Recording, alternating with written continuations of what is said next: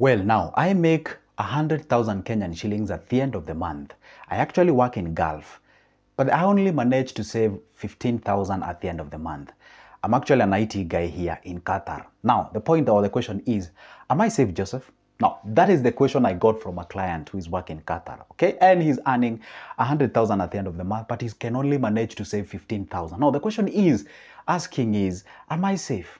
The shortest answer to that question is no. You're making a wrong, and a big mistake. The very first question I asked, before you got this job, how much were you surviving on before you get out of Kenya? And they told me, hey, I was making around 35,000. And by the way, life was okay. Although we was training and I got this opportunity, now I'm making 100 Gs at the end of the month.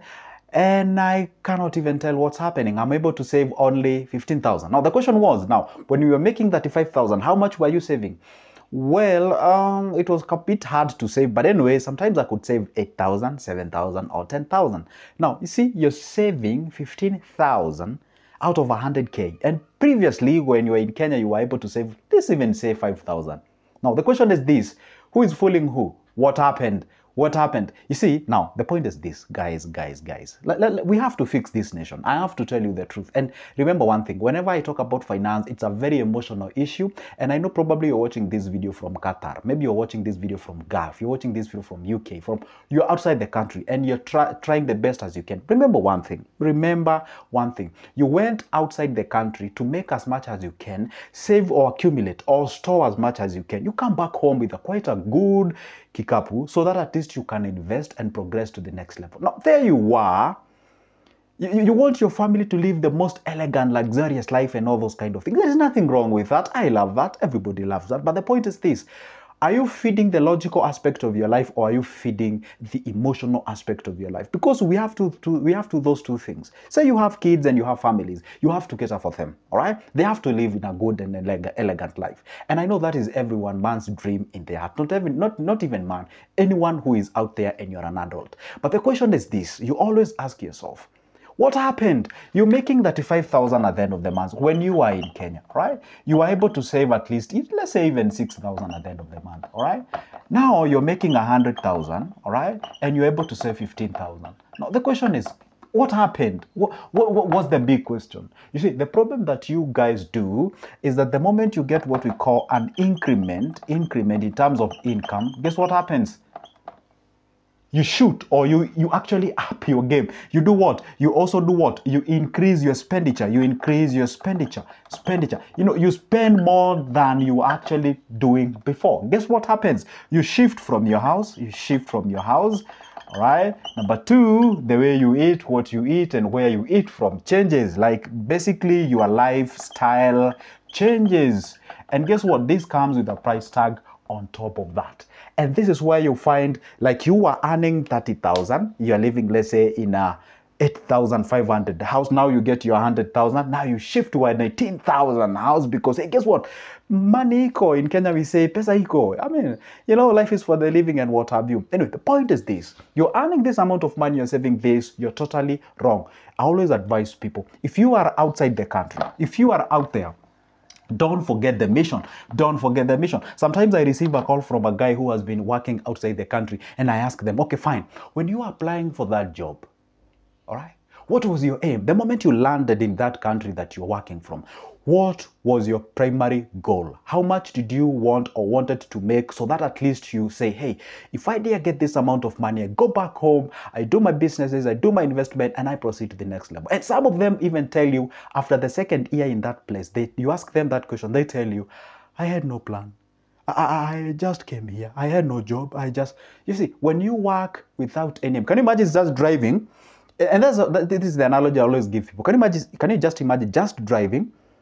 And someone asks you, where are you going? You say, no, I don't know where I'm going. I'm just going. I just want to drive. Woof, that's quite dangerous. It's always good to have a goal. And when you have a goal, that gives you the discipline. Say you were into that country and you are aiming to get 1 million bob, 2 million, 3 or 4, 10, whatever the amount of money that you are aiming. Now you ask yourself, how much am I making? I'm making 100 Gs. Now the question is this. Out of the 100 Gs, How much do I need to save for me to accumulate to make that specific amount of money for me to go back home? So if you can't be able to answer that question, you end up saving anything. And remember, there was somebody said, if you aim at nothing, you always hit the target. That's for sure. So that means that you ought to have a what? A target. You ought to have what we call a goal for you to actually work towards that goal. That's what gives you the discipline. Now, I always tell people, if you're outside the country, aim at saving at least 40% of your income. With this regard of 100,000, this dude ought to be saving at least 40,000 at the end of the month. That's what you're saying. At least. Not at most, at least. And this is what I always tell people. If you have a family and before you go to that place, or if you're already in the place, you have to contact your family and tell them, hey, you know what, guys? Remember when I was making 15,000? Remember when I was making 20,000? Guys, guess what? I'm not saying that you still struggle the way you used to do, but at least sacrifice on your end. I sacrifice on my end. In 2 years' time, I come back home, we do the thing, and we're going to do something amazing, babe. That's how we do it. It's all about communication. Remember one thing. People think that love always rides the marriage. No, sometimes finance plays a very vital role. And if you guys can't sit down and have a conversation, and if you realize that your partner cannot be able to buy the idea that you're selling, sometimes I always say you have to be tough. Because if you are not tough when it comes to money, if anything and everything that you do, it revolves around emotions, you're going to get yourself into problems, right? So these guys ought to be saving 40,000 at the end of the month. Now, he is just supposed to survive on 60,000 salary, right?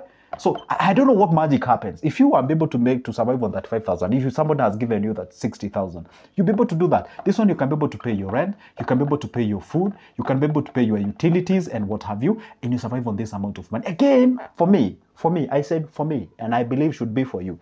This is a huge amount of money. You are outside the country. See, if you are making this amount of money in Kenya, no problem. You can even save 20%. That is 20,000. I don't have any problem. Can you imagine working in those countries? Tough environment, all right? Tough environment. It means that you have to save more so that you can shorten the period that you're going to stay there.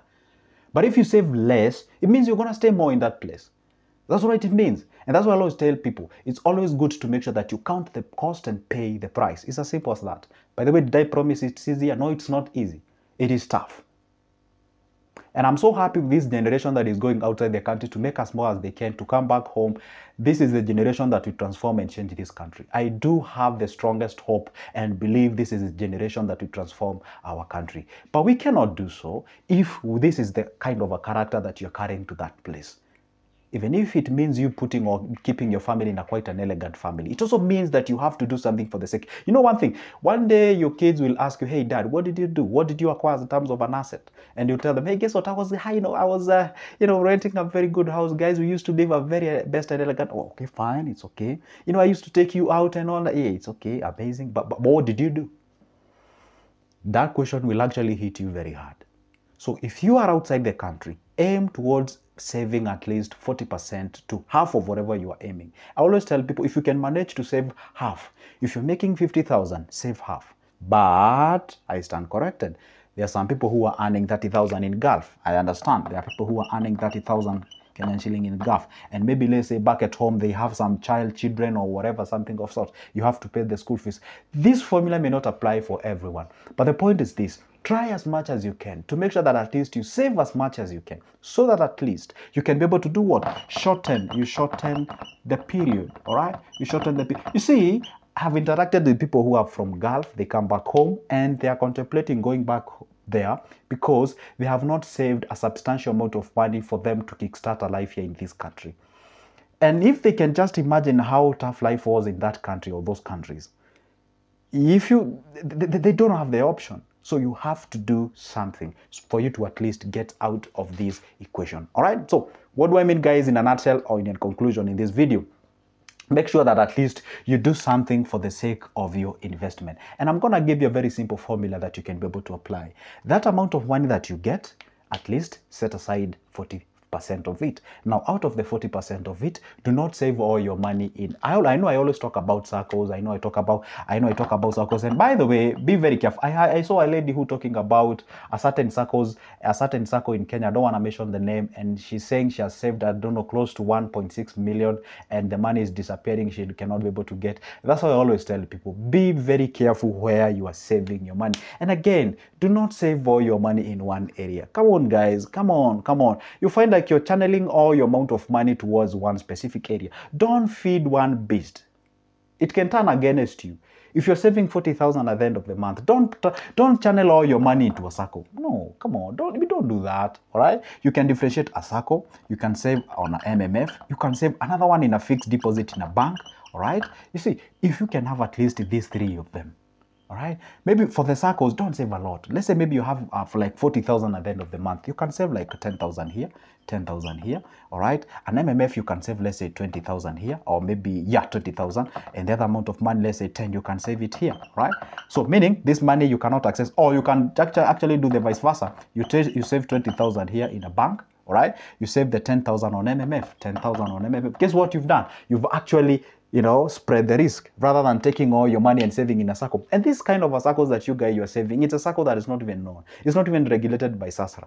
And if it is regulated by SASRA, it's always good to be careful. Don't put your money in just any given circle just because they are promising you good return and high returns. No, we actually diversify. I always love to give this example. Even a Bible calls you a fool if you put all your money in one investment. All right. If it is a bank, it's okay. See, banks are quite stable. You can be able to put all your money in a bank. That's quite safe. But if you get outside the bank, it's always good to spread your risk. Put some a little bit on circles, put some a little bit on MMF, put some a little bit on shares and stocks and what have you. That way you'll be able to spread all your tentacles all around, rather than just actually taking one beast, feeding it continuously, and then you get frustrated after some time. You don't do that. You don't do that. That's not what we do. That's not what we do. All right. So guess what, guys? Now, before I say this is the end of my videos, make sure that at least you have at least 3 areas where you put your money and be able to progress to the next level. But again, if you are in this situation like this gentleman here, don't do this. This is actually shoot your foot. This actually means more bad than it is good for you. All right, guess what? That marks the end of my video. But then let me just remind you something here.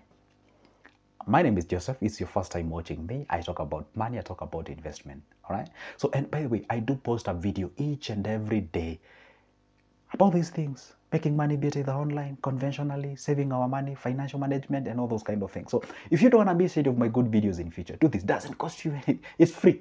It is free. Down below here, there is a small button written subscribe. Hit that magical button, turn that notification bell, and like this video. Just clicking that like video doesn't cost you anything, just clicking, all right? And by only doing that, a whole YouTube, can you imagine this? A whole YouTube will notify you whenever I upload a new good video. And by the way, don't forget to comment down below, tell me what you think. Share with me, because I do believe just like an iron sharpens another iron, so do we learn from each other.